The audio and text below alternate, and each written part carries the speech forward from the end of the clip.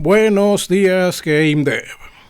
Sí, el tema de hoy es un tema bastante sensible, aunque lo voy a tocar de manera superficial porque en muy poco tiempo tengo que salir de donde estoy. Bien, el tema sensible del día es ¿por qué hay tanto desquiciado adentro del desarrollo de videojuegos? O la pregunta es, ¿enloquecen aquí dentro o ya entran así? Verán, de un tiempo acá, y no sé si algo tenga que ver que las redes sociales tratan de encasillar a alguien según lo que ve y dice, espero que no sea este el caso, me están llegando muchos artículos sobre problemas de salud mental en el desarrollo de videojuegos profesional. Y si también se lo debemos a que las redes sociales descubrieron que hacer pelear a la gente dentro de sus redes aumenta el tráfico, también estoy viendo que a más de uno le incomoda que se toque ese tema. O a menos que se toque ese tema como lo estamos tocando en este momento. Bueno, el asunto es que locos siempre ha habido en el game dev. De hecho, todos lo estamos un poco, pero algunos son felices en su locura y algunos no. Tal vez eso es lo que hace la diferencia. Pero bueno, revisemos.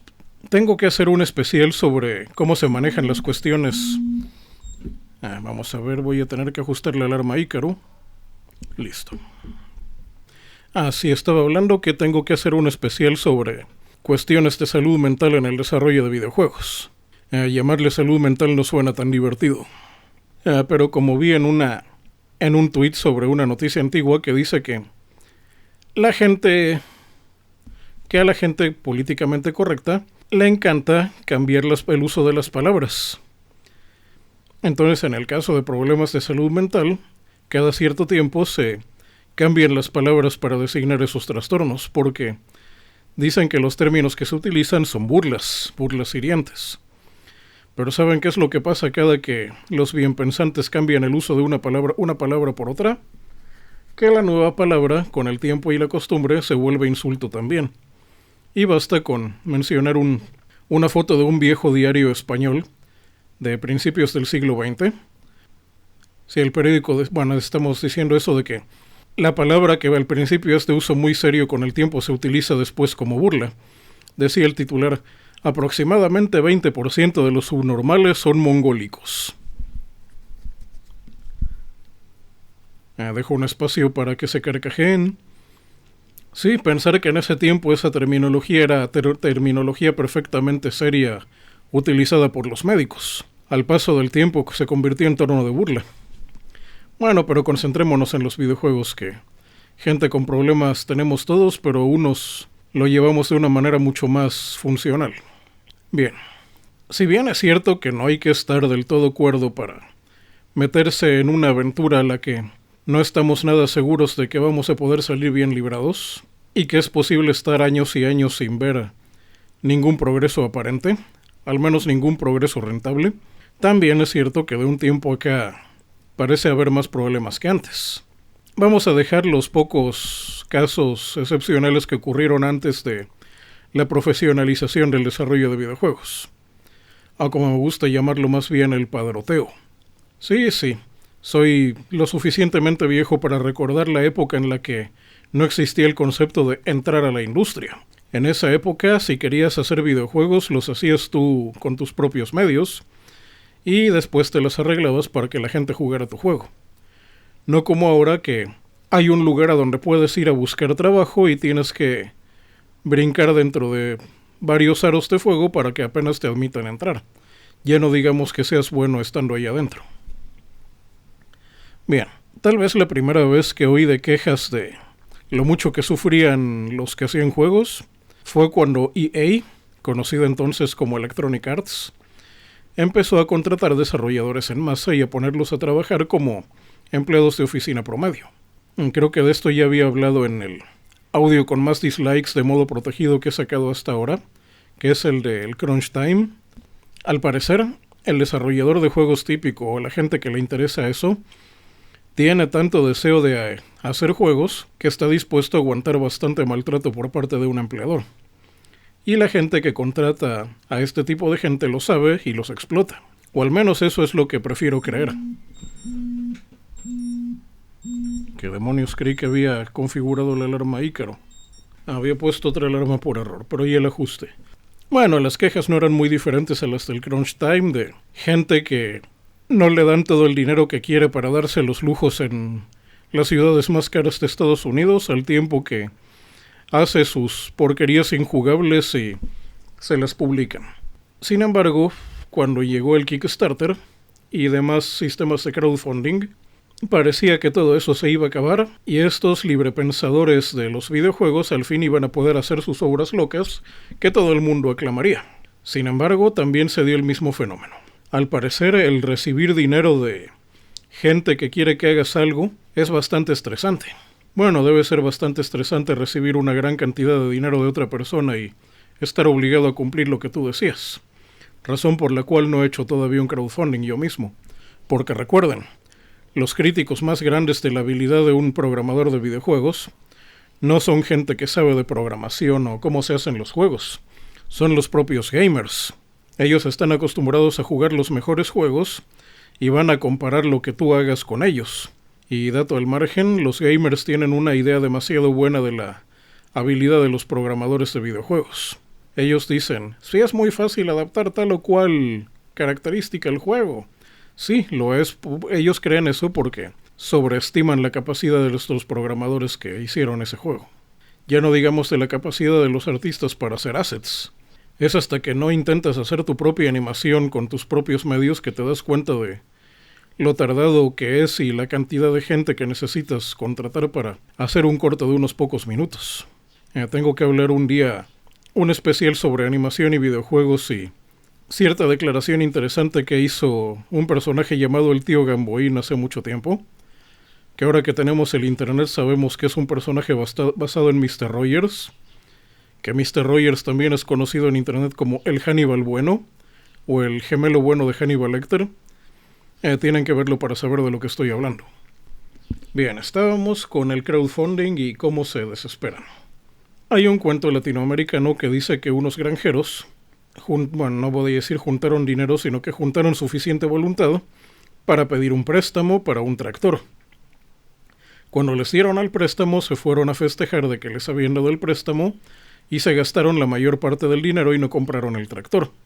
Y al final tuvieron que arar la tierra como lo hacían antes. Algunos dicen que les quedó suficiente dinero para comprar una mula de segunda mano y las historias varían. Y bien, si eso sí pasaba mucho en el crowdfunding al principio.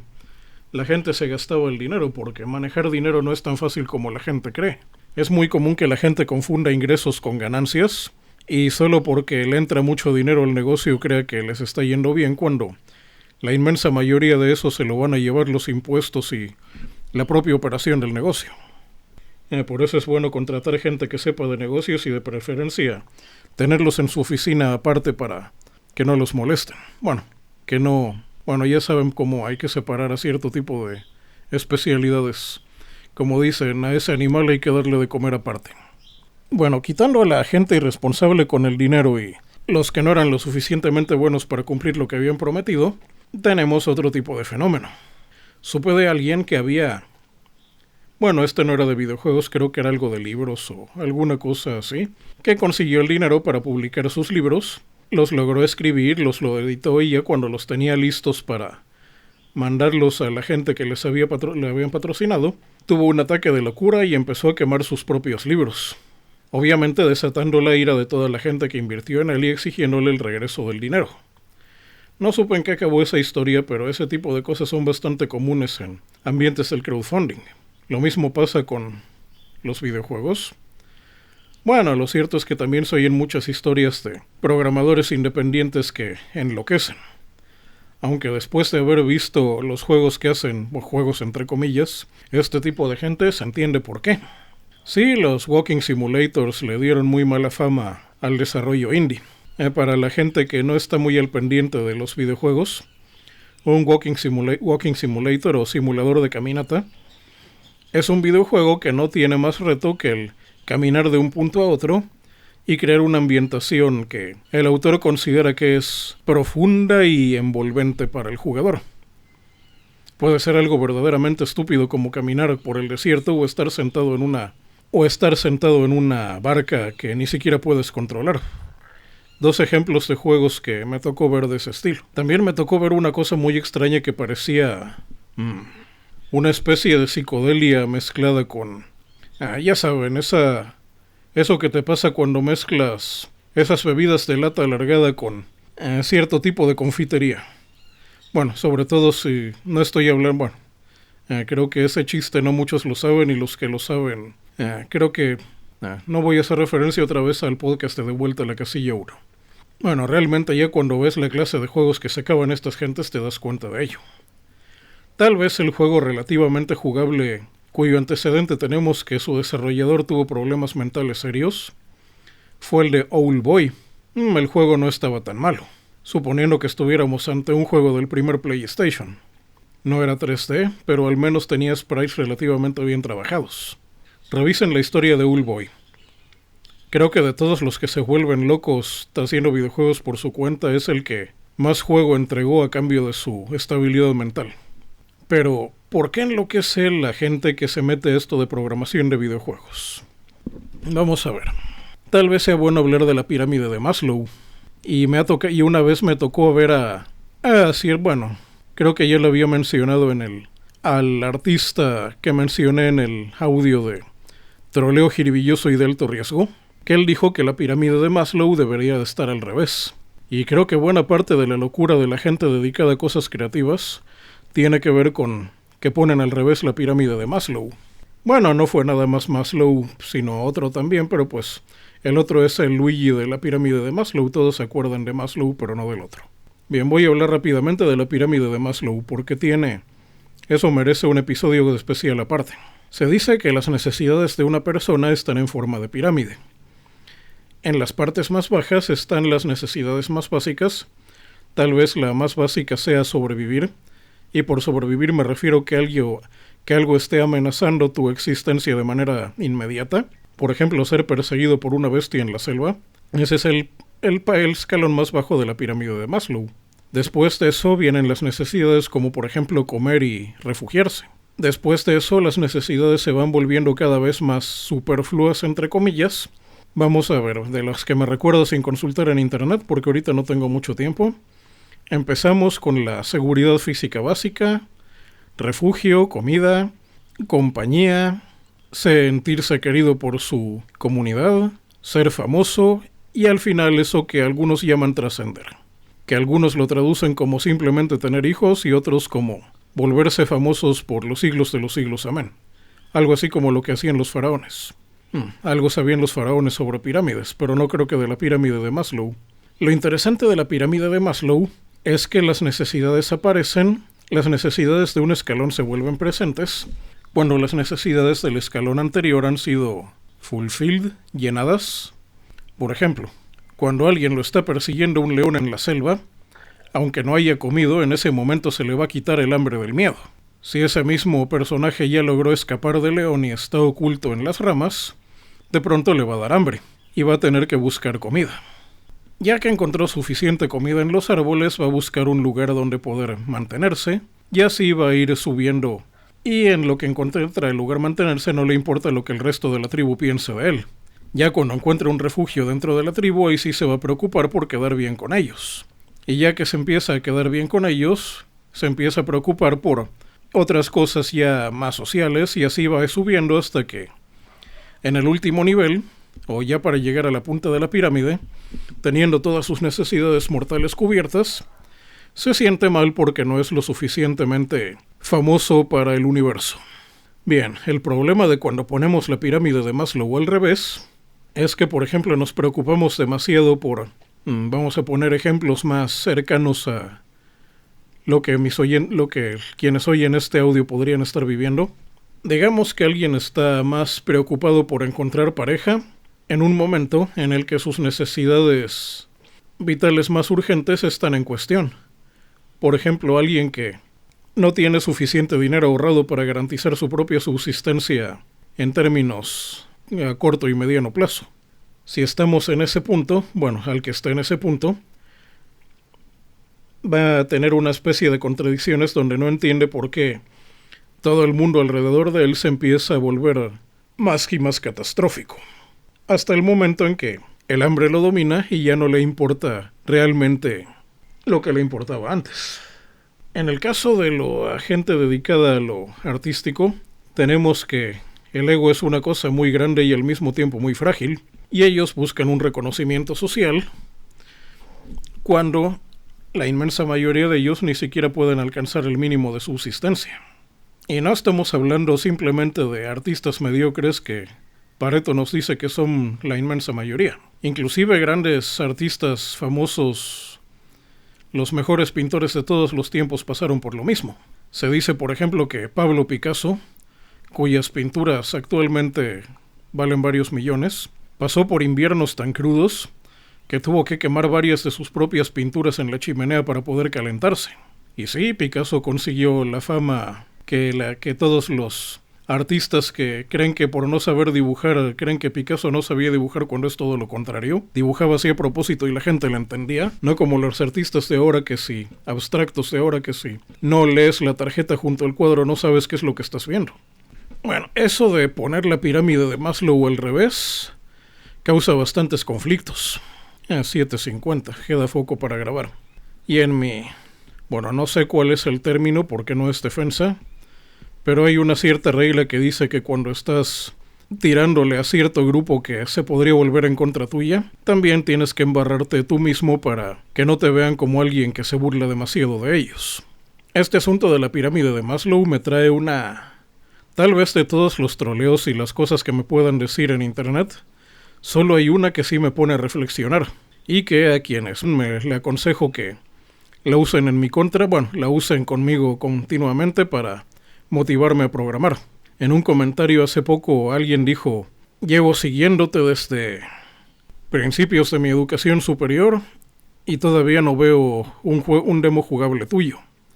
Ya no digamos un juego de alta producción, sino por lo menos un demo. Bien, la razón de esto es porque yo todavía tengo la pirámide de Maslow al derecho.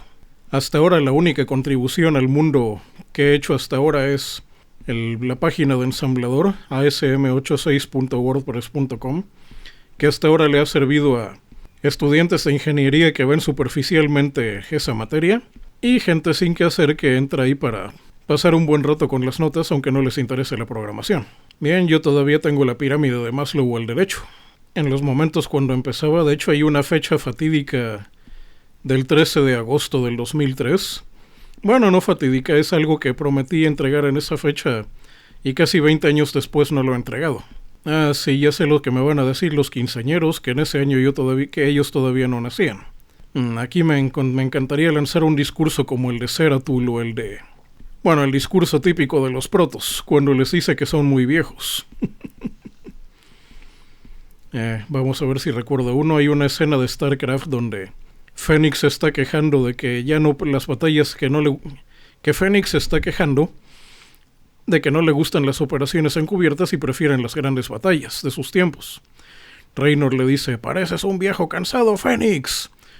Y Fénix le contesta: el hecho de que tenga más de 200 años el hecho de que tenga más de 200 años que tú no es mejor.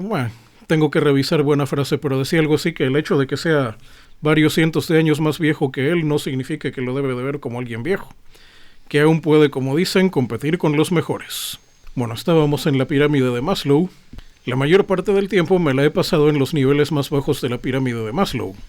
De ahí que me haya vuelto tan bueno para sobrevivir con tan poco.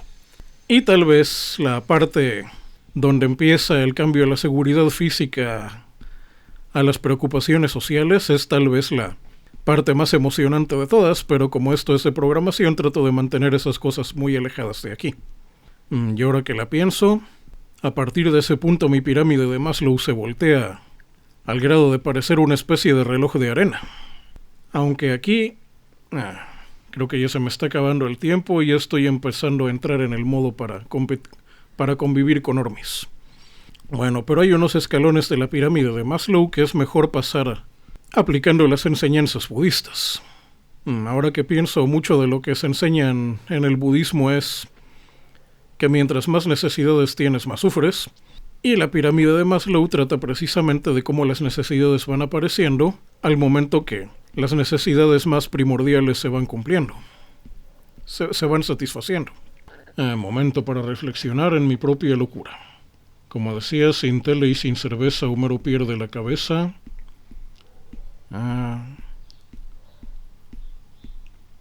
Loop imprimir.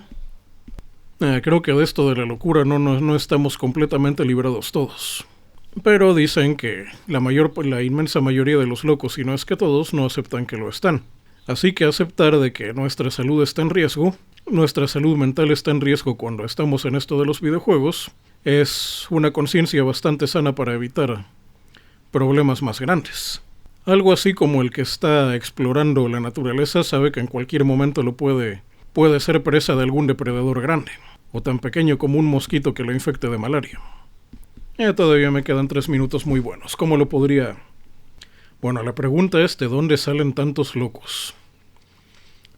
¿De dónde salimos? Porque ahora que pienso que mi pirámide de Maslow está casi como el logo ese del Visual Studio, pero visto girado 90 grados. Nada, que demonios. Precisamente la razón por la que estoy en el hoyo enorme es para poder patrocinar cosas de videojuegos. Lo bueno es que, a diferencia de la mayoría de los trabajos en que la gente se gana la vida honradamente, ahí tengo margen para hacer muchas cosas. Y voy a aprovechar el tiempo y los recursos para hacer juegos. Y apegándonos un poco a esas enseñanzas de los monjes, tal vez sea hora de quitarse la túnica blanca y ponerse la anaranjada. Es algo en lo que tampoco me gusta pensar demasiado. O tal vez mi pirámide de Maslow está bien, y simplemente esto de hacer juegos no lo debo de ver como cuestión de trascendencia espiritual, sino como simple supervivencia. Y en el caso de la supervivencia, ya no digamos económica, sino inclusive a nivel físico. Es algo diferente para pensar, pero al menos eso sugiere que no estoy tan loco como lo creía. Dejemos la búsqueda de la iluminación para cuando tenga algunos demos jugables. Ahora sí, ALV 2.V. Fin del audio.